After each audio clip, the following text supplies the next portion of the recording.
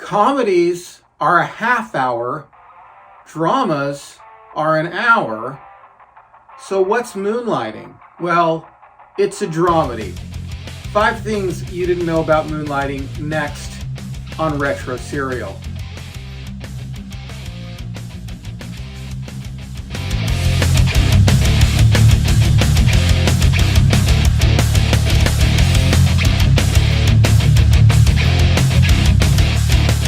Hi everyone, I'm Ian C. You're watching Retro Serial.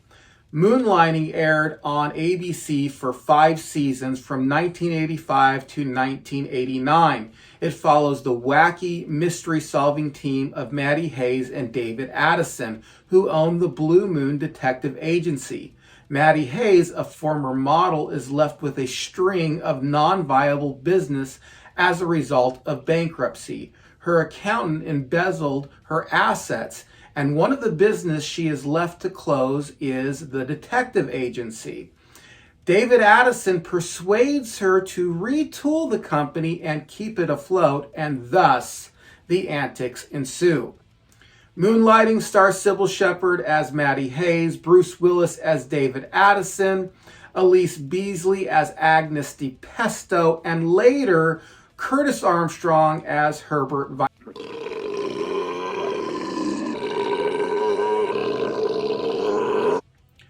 But before we get to our list, please do me the honor of going ahead and hitting that thumbs up button, hit the subscribe button, and share this on your favorite social media. Those 3 things right there mean the world to me and us here at Retro Serial. If you want to know when these things are available, please hit the bell notification and you will be alerted as to when these episodes come out. If you want to support the show financially, please head on over to our Patreon page.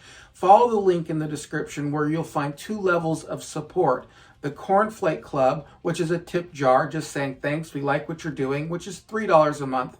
And the Honeycomb Hideout is $5 a month, in which you will receive all videos, well, most all videos and most all podcasts 1 day in advance. And yes, we do have a podcast as well. So if you like to tool around in your car and listen to podcasts, please look up Retro Serial on the podcast. You'll find us there as well. With all that said, let's go ahead and get to our list. Number 5, the detective agency changes names. The nearly defunct detective agency was originally called City of Angels Detective Agency. When Hayes and Addison joined forces, they changed it to the Blue Moon Investigation. Maddie Hayes was a former model, and she was best known for promoting the Blue Moon shampoo and thus changing the name from the City of Angels to Blue Moon. And actually, this becomes a little bit of a running gag throughout the show, as many people in the show recognize Maddie Hayes as the representative of the Blue Moon shampoo.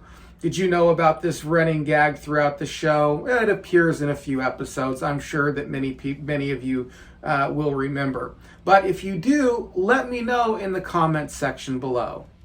And coming in at number 4, Moonlighting was Orson Welles' last TV appearance. One episode titled The Dream Sequence was aired in black and white. ABC was concerned that this would confuse the audience. To clear up any potential confusion, they wrote an introduction to introduce the episode, saying, hey, this isn't how we normally do things. Well, they asked Welles to film this, and Welles, finding the introduction rather hilarious, agreed to do it. The episode aired on October 3rd, 1985, and Welles unfortunately passed away 3 days later. And coming in at number 3, the episode that almost didn't air. The aforementioned episode, The Dream Sequence, aired in black and white. However, what you may not know is that it was actually filmed with black and white cameras on black and white film. This is not how you typically do black and white episodes, especially after the advent of color film. You film it regularly on color film and then remove the color in post. The problem is Glenn Carson, the main writer, was afraid that ABC would ultimately decide to film it or to air it in color, which went against his vision for the episode. So to secure his decision, he decided to film the episode on black and white film using old cameras. The problem is that no lab in Hollywood wanted to take on the liability of producing the film and risks of ruining it. So it almost didn't air. Finally, MGM Labs finally decided to go ahead and take the risk and air the episode, and thus we got The Dream Sequence with Orson Welles' last TV performance. And coming in at number 2, Sybil Shepherd refused to do any screen testing. When Carson started writing Moonlighting, he had Sybil Shepherd in mind. When she was approached with the project, she was on board immediately, and therefore she really never had to do any screen testing. However, when Willis was chosen to play her counterpart, they wanted to do some on-screen shots. Sybil refused. Most thought she refused because she was being arrogant. However, later she admitted to Carson that she was afraid she was going to mess it up and it wouldn't go well and the part would go to somebody else. And coming in at number 1, Sybil Shepherd and Bruce Willis actually measured their distance apart.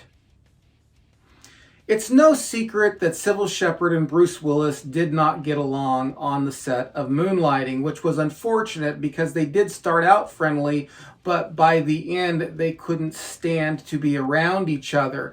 This caused copious amounts of problems on set.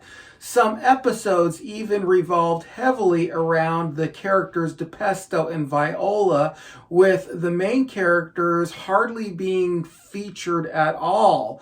This was due to the fact that they couldn't even be in the same room together, Willis and Sybil, and so alternate plots had to be considered. But the height of this rivalry came about when both actors insisted that their trailers be put as far apart as possible. They even hired lot workers to measure the distance between the trailers so that they did not have to be any closer than legally possible. Now that is quite an animosity. Well, did you love Moonlighting as much as I did? I do have to say that kind of in the last season, I wasn't watching it as faithfully as I did in the first few seasons, but I actually really loved the show when it aired. Was there anything on my list that you wouldn't have had on my list and that you would have put something else on your top 5 list? Let me know in the comments section below.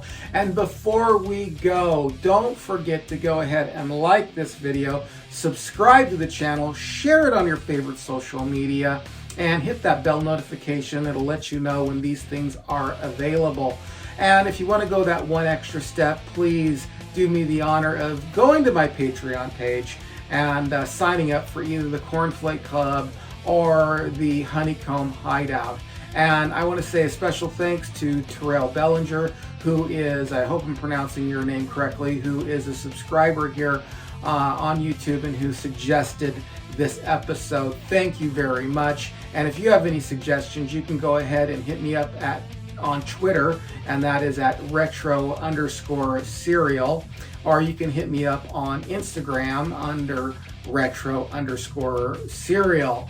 So those are my 5. I hope you enjoyed the episode. Until we meet again, stay retro, everyone.